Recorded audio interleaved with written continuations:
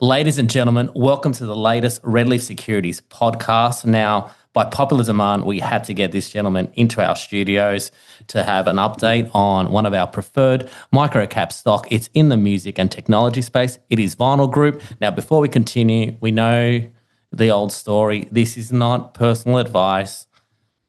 Speak to your financial planner.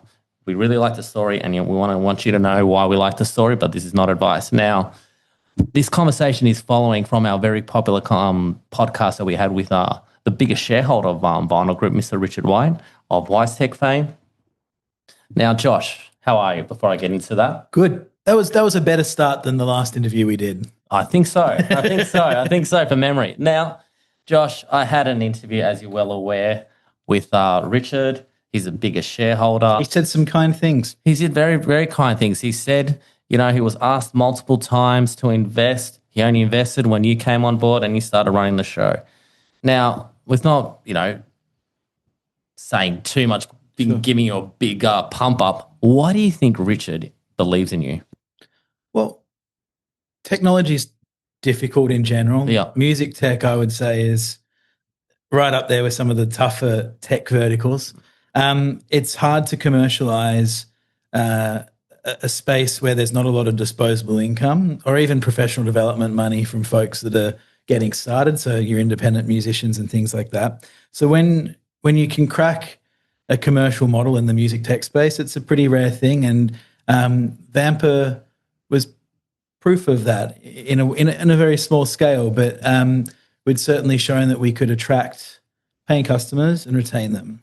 And from there, the sky's the limit.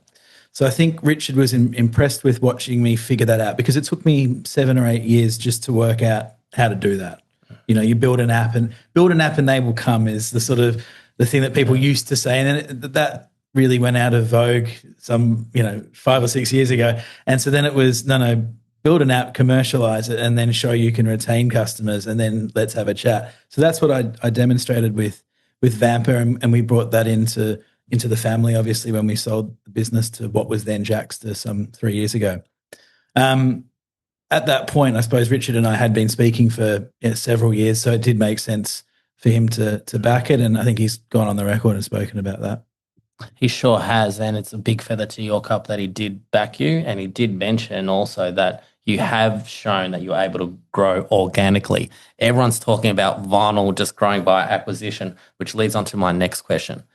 What's your preference, profitability or growth, or a combination of both? Where are we going? Yeah, it's a great question, because I think certainly my first year in the job at Vinyl was all about just showing we could get growth. And we weren't buying things in that first year. We were working with what we had. And we had 4 consecutive record quarters. I think we've had record quarters all but whatever, I think the March quarter this year was. Yeah. So we've had 3 years of consecutive record quarters, which is great, which is how it should be, to be honest, in an early stage. Now we've obviously put the sort of profit goal front and center and made a bit of song and dance about it. And the challenge, of course, is can we keep growing at the same time as chasing profit? And I think we've demonstrated that we can. We just put out our September quarterly, and that was the best result we've had to date, eclipsing the last holiday season. And we put ourselves one step closer to hitting that break-even target, which, as we've told the market, we're very much on track to achieve. So I think the answer is you can do both. Richard, more in a role of a sort of mentor than as a shareholder or anything, has just got a principle of startups or businesses more generally should be profitable. And obviously the sort of Silicon Valley tech model is more about grow early and work out how to make it profitable later. And again, as we sort of said on the tech side, that's becoming less viable. So I think it's a good quality for any business to exhibit and to practice. And it's been a challenge because it was, not only did we have the challenge of integrating these 4 or 5 acquisitions we've done in the last 18 months, but we also, on top of that, sort of stacked let's get profitable in addition to integration. So it's been a hell of a year. But we're very close to the finish line on that and being able to declare victory. So it's exciting. Absolutely. And you've done a great job in integrating all those new businesses. So I guess the next challenge is how many users you have? You've got heaps of users, and how do we monetize? Yeah, so it's a good question, and it's actually quite a nuanced answer, because now with the media platforms as well, do we count each viewer as a user? Some media platforms and some publishers do. So we've tried to make it easier for investors to sort of, I guess, grasp how the business is performing, and we've broken it up into sort of, you've got your fans, and we're calling people who sort of consume the written content and the stuff we do on the publishing side as fans, and then you've got the music creators, or just the creators, which are the users on the Vampr and Jaxsta platform. And also, I should say, on the vinyl.com side, the people who purchase records also get lumped into that fan side. And then you've obviously got your brands and your commercial partners in the industry, and that's, we refer to them as brands. So we've tried to make it as simple as possible. On the, I think you're asking about the creator side. It was still, I mean, in every category, we're talking about millions of people. Yeah. On the creator side, we're talking about 1.6 million people with registered accounts, and that's just a huge opportunity. So Vampr in itself is a huge opportunity. It's somewhat been neglected a little bit in the last 2 years, as we've had to prove the vinyl.com piece of the puzzle, and we then got distracted with media acquisitions, and which had very much a purpose of providing the profit to then allow us to turn our attention back to how do we monetize more effectively these creators, because the creator business, the Vampr business, is really the only one where it's global, it's and truly global, like in every country, not just the West. The margins are extremely attractive, and it just has, like any good tech product, the capacity to be so many things to so many people. And we've obviously nailed this sort of music connection, LinkedIn for music little niche. We do that really well. But, we get approached every single week with great ideas of what we could do with that user base. And a lot of our time at the moment is spent with actually the luxury of picking which one sounds, worthy of testing with that audience. So I think it's very much a watch this space part of the business. Yeah. Well, personally, the Vampr side of your vinyl empire is the most impressive. Like, I love the idea that you've created like a Tinder/LinkedIn for musicians so they can connect.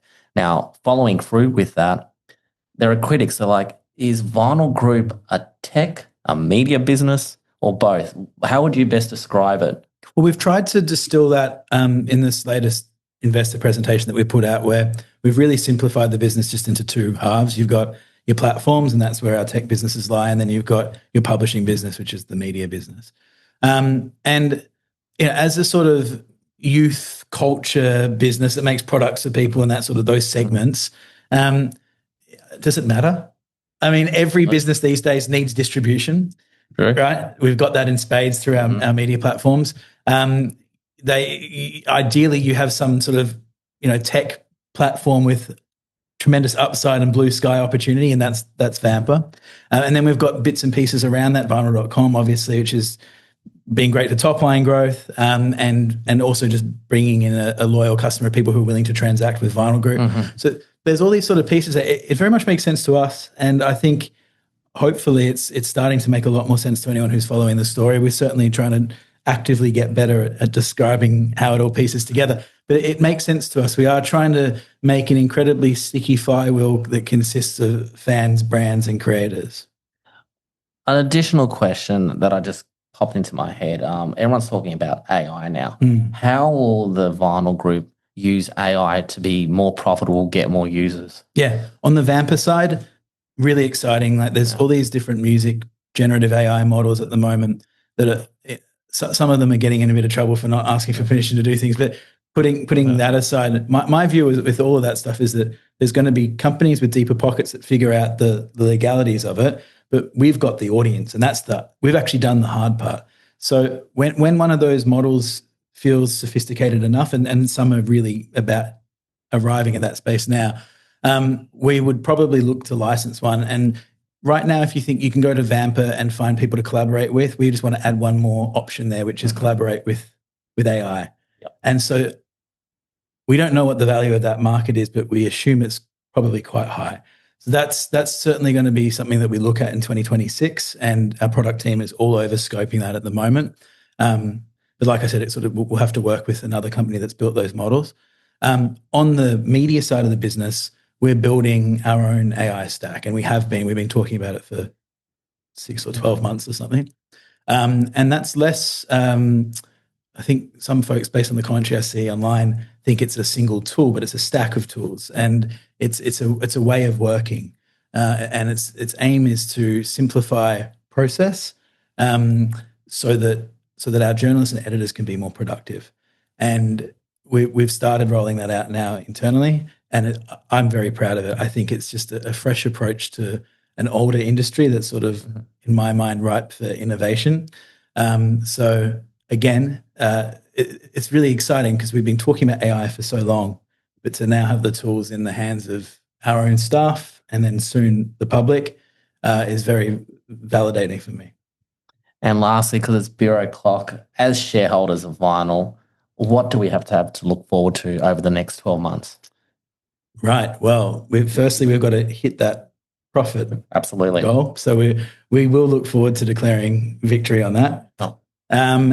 And then I think, after that, we've got a few product milestones that we've just talked about in terms of AI.